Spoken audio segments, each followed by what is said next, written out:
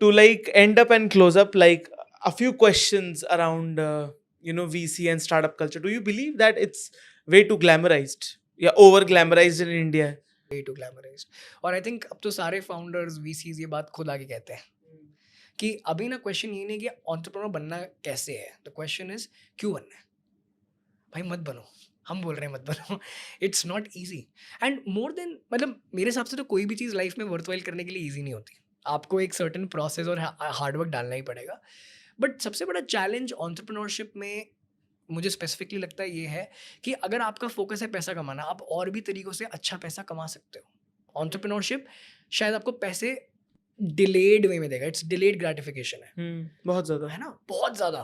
मतलब ऐसे बहुत सारे लोग हैं जो मेरे से बहुत, मतलब रिलेटिवली छोटी कंपनियों में काम भी कर रहे हैं लेकिन मुझसे ज़्यादा कमा रहे हैं, लिक्विडिटी वाइज़, राइट? जो हमारी वेल्थ होती है, एंटरप्रेन्योर्स की वेल्थ जो क्रिएट होती है वो पेपर वेल्थ होती है इनिशियली। बाद में जाके जब आपने शेयर्स बेचते हो, आप कंपनी, या तो आपकी कंपनी एक्वायर हो जाती है या आईपीओ हो जाता है, तब जाके वो एक्चुअल में रियल लिक्विड वेल्थ में ट्रांसलेट होता है, राइट? सो पैसे के लिए कर रहे हो तो एंटरप्रेन्योरशिप मत करो। बहुत और काम है आप जो कर सकते हो। पैसे के लिए कर रहे हो तो वीसी मत बनो, क्योंकि वीसीज का भी सेम है। लोगों को लगता है वीसी कैसे पैसा कमाते हैं, उन्होंने स्टार्टअप में डाला, क्या उनका अभी पैसा कमा लिया उन्होंने? नहीं। उनको 10 साल, मतलब कोई बंदा अगर किसी वीसी में एज एन एनालिस्ट ज्वाइन कर रहा है, उसको पहली बात तो कैरी नहीं मिलेगी। कैरी क्या होती है?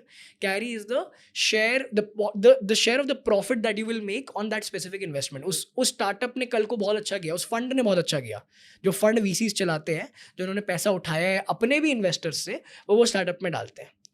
कल को उनमें से मान लो 3 स्टार्टअप्स ने बहुत पैसा कमाया, बाकी 7 मान लो फेल हो गए। लाइक अर्बन कंपनी के केस हाँ। में कुणाल बहल। करेक्ट है ना? ओवरऑल अब वीसी ने बोला यार उन 3 स्टार्टअप में मेरा 20% स्टेक था, बाकी जो पैसा डूबा, लेकिन ये 3 कंपनीज ने इतना पैसा कमा दिया कि मेरा ओवरऑल एक प्रॉफिट बन गया फंड का, उस पर्टिकुलर कैपिटल का। वो जब उसको बेचेंगे स्टेक को, तब जाके पहले वो अपने इन्वेस्टर्स को पैसा वापस करेगा वीसी, फिर जाके वो अपने पास रखेगा। उसका भी एक छोटा सा हिस्सा आपको मिलेगा। कब मिलेगा? कितने टाइम में मिलेगा? 10 साल, 15 साल, 20 साल? It's a long term game, it's a very long term game. और आप अगर जाके देखोगे आपको पता चलेगा कि 75% फंड्स इंडिया में स्टॉक मार्केट से कम परफॉर्म कर रहे हैं। ये फैक्ट है, राइट? तो क्या खाली वीसी में जाने से गारंटीड आपको पैसा मिलने वाला है? Not necessarily. हाँ, क्या वीसी अच्छी सैलरी देते हैं? हाँ, देते हैं, लेकिन अच्छी सैलरी वो इसलिए देते हैं क्योंकि आईआईटी में जाने से ज़्यादा हार्ड है वीसी में जाना। क्योंकि सारे आईआईटीएंस जिनको वीसी में जाना है वो भी नहीं जा पाते, सारे आईएम वाले भी वीसी में नहीं जा पाते। It's harder, right? और जो चीज़ इतनी मुश्किल है वहाँ पर आपको कहीं पर भी, आपको ऐसी जगह पे अपॉर्चुनिटी, गूगल में जाने में भी अगर आपको अपॉर्चुनिटी मिल रही है, आपको पैसा अच्छा मिलेगा। वही चीज़ वीसी में है, तो आपकी सैलरी अच्छी होगी, लेकिन लॉन्ग टर्म वेल्थ क्रिएशन के लिए आपको लॉन्ग टर्म वेट करना ही करना पड़ेगा।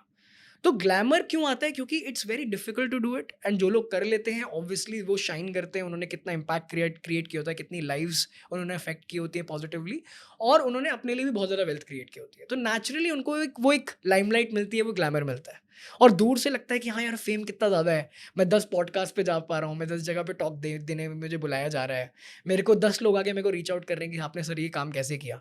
It's you get a lot of fame, but fame is not always equivalent to money. Fame is also not always equivalent to success. So इसलिए आपको हमेशा ये अंदर से पूछना चाहिए कि क्या मैं एंटरप्रेन्योरशिप इसलिए करना चाहता हूँ क्योंकि मुझे पैसा कमाना है, या मैं इसलिए करना चाहता हूँ क्योंकि मुझे सच में फ़र्क पड़ता है कि इस पर्टिकुलर प्रॉब्लम को कोई सॉल्व कर दे।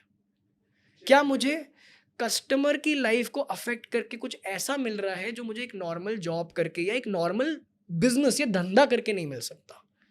स्टार्टअप और बिजनेस में क्या डिफरेंस है? स्टार्टअप भी बिजनेस ही है at the end of the day, but सबसे बड़ा डिफरेंस जो एक धंधे और एक स्टार्टअप में है वो ये है कि स्टार्टअप इनोवेट कर रहा है। धंधा बोल रहा है कि यार ये काम बहुत लोग कर रहे हैं, मैं ज़्यादा अच्छा कर सकता हूँ, मैं ये काम करूँगा। That's a business. स्टार्टअप ये बोल रहा है कि I am going to introduce something that is not happening in the ecosystem before. कुछ नहीं हो रहा है, ये मैं कुछ ऐसा कर लेके आ रहा हूँ जो है ही नहीं अभी, या है तो मैं उसको अलग वे में इंट्रोड्यूस कर रहा हूँ मार्केट के अंदर। तो वो करने के लिए और उससे पैसा कमाने के लिए you have to really really believe in it, you have to be very emotional and romantic towards the problem that you are solving.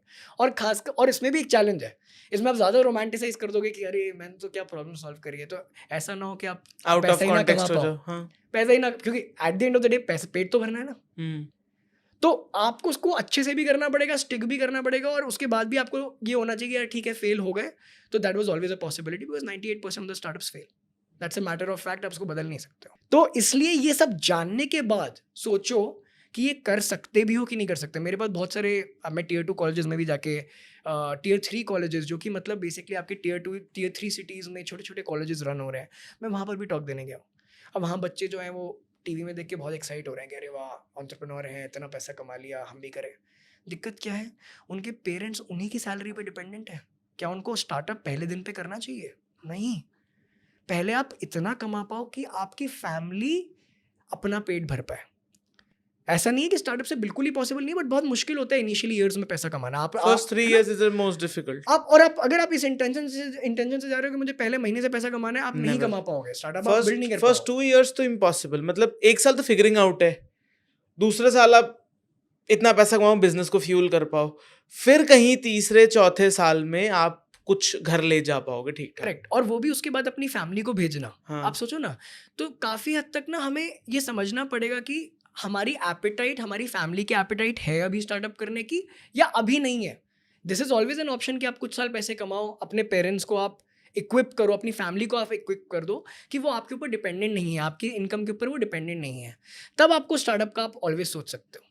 Business के केस में ऐसा नहीं है। अगर आप कोई ऐसा बिजनेस बना रहे हो जिसमें आपको पता है यार ये प्रूवन बिजनेस मॉडल है, मैं यहाँ से उठा के सोर्स यहाँ से बेचूंगा, पैसा मेरा बनना ही बनना है, वो चीज़ आप फिर भी कर सकते हो। ट्रेडिंग बेसिकली, ट्रेडिंग या फिर मतलब जो आपके जनरल बिजनेसेस होते हैं, हाँ वही, मतलब है ना, धंधे वाले जो ट्रेडिंग, आपके हाँ बिजनेस है वो आप वैसे भी कर सकते हो। उसमें आपको फिर भी हो सकता है कि पहले महीने से आप पैसा कमाओ, ऑल्दो उसके अंदर भी 6-8 महीने 9 महीने आप पैसा नहीं कमाते, है ना। तो इसलिए कभी भी हमें ना लुक डाउन नहीं करना चाहिए कि यार ये जॉब कर रहे हैं, आपको क्या पता उस इंसान की स्थिति क्या है, वो कहाँ से आ रहा है। तो और ये हमें हमेशा अपना पता होना चाहिए before we look at somebody and say कि अरे वाह देखो हेलीकॉप्टर में ये फाउंडर फ्लाई करके आए हैं, मुझे भी ये करना है, चलो फैमिली जाए भाड़ में, मैं पहले दिन से जो है अपना वेंचर बनाऊंगा। That is a very very stupid decision, है ना। तो प्रैक्टिकल होके डिसीजन लेना, जैसे बहुत लोग बोल रहे हैं, लोगों को देख रहे हैं, बोल रहे हैं मैंने जॉब छोड़ दी, आज स्टार्टअप शुरू कर दिया।